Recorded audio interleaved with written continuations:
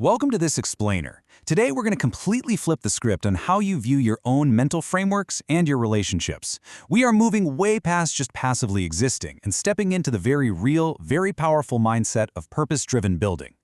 Listen, if you've ever felt like your personal growth was somehow costing you relationships, or if you've kind of struggled to pin down what true love actually requires in the real world, you are in the exact right place. Here's our roadmap for today. 1. Mastering your thought space. 2. The illusion of comfort. 3. Respect above shallow affection. And 4. Love as a divine assignment. Let's just dive right in. All right, Section 1, Mastering Your Thought Space. We really have to start by fixing the foundation, which means redefining what mental clarity actually is. It's definitely not about the sheer volume of time you spend pondering. It's about how grounded and necessary that thinking is. Think of your mind as organizing information into distinct little bubbles. Sufficient thought means those bubbles are linked responsibly.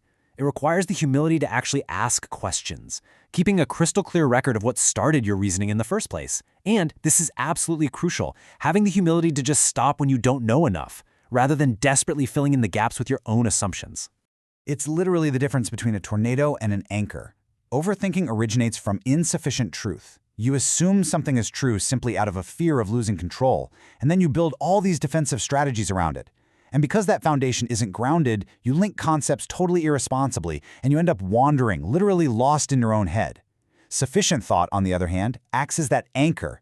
It gives you empirical, undeniable confidence because it originates from a clear, highly traceable starting point. So how do we measure the true quality of our thoughts? Well, you actually have to look at the future first. For the sake of your future, and the future of the people you care about, you start there and work your way backwards to the present. Doing this gives you the empirical confidence to just stand on business without your ego getting in the way. It allows you to hold firm boundaries based on a very clear understanding of the road ahead, rather than throwing up walls just because you're afraid of getting hurt. Which brings us nicely to Section 2, the illusion of comfort. We've all been there, right? Many relationships actually kick off with shared familiarity. Maybe you're complaining about the same toxic boss or bonding over shared bad habits on a Friday night. And we mistakenly call those survival bonds loyalty. But the unspoken contract of a comfort bond is just entitlement and convenience. It's a temporary dopamine hit. A covenant bond, though, that is a temple of becoming. It's built on discipline, shared vision, and two people actively agreeing to serve a future that does not even exist yet. You'll notice that relationships built purely on entitlement are always going to resist your personal growth. They treat your evolution and your new boundaries as a total breach of that old unspoken contract.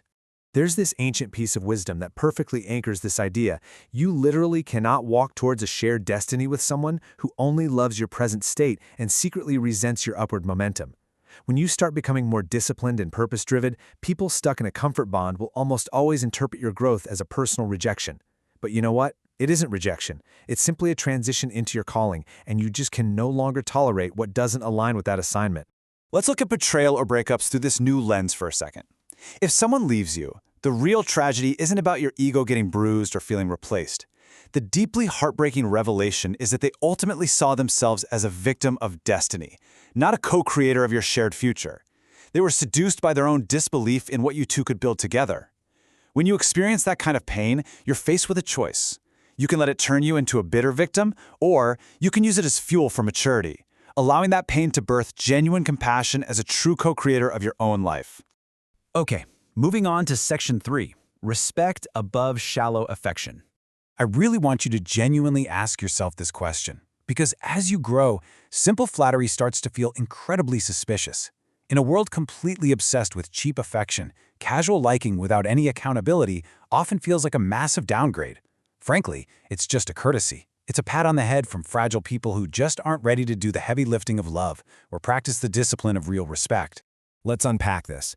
Liking someone, that asks absolutely nothing of you and sustains nothing. It's a totally private experience. But respect is the threshold of access. To approach someone, to be close to them without the strict intention to honor and elevate them, isn't friendship, it's spiritual theft. It's basically exploitation. Vague affection is essentially looking at someone and saying, hey, I enjoy you, but I flat out refuse to become better for you. You become the aesthetic of connection, but never the substance. And remember, what you do not honor, you will eventually violate. Dishonor will always grow where true love and respect are missing. You might be familiar with this divine boundary.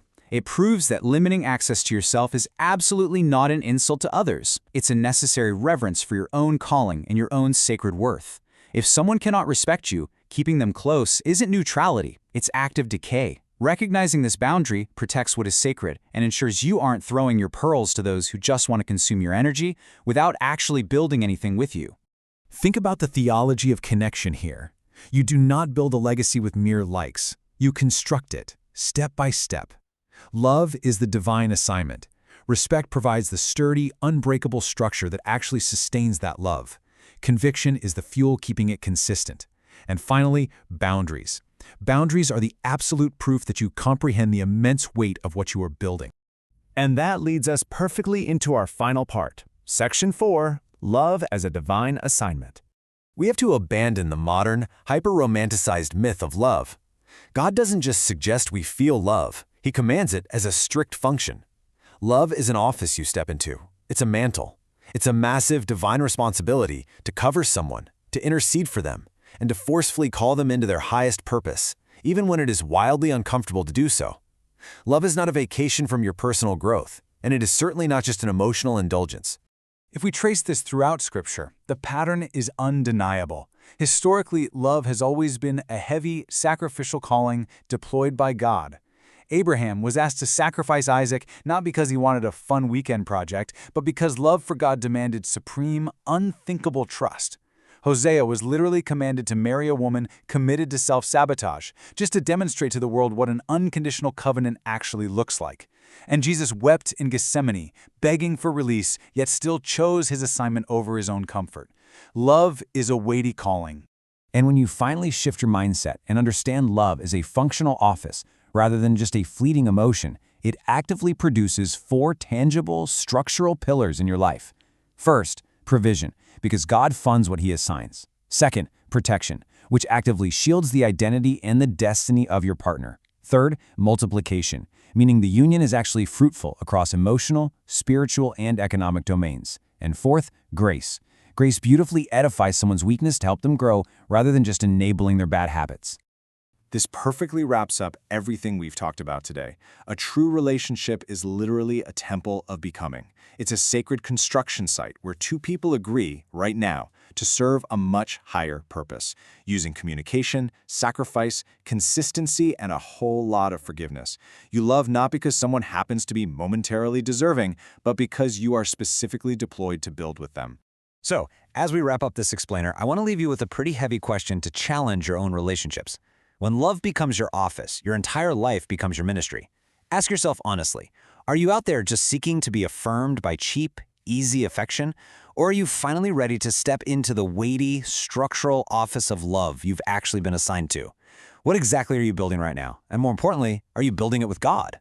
Thank you so much for walking through this incredible framework with me today.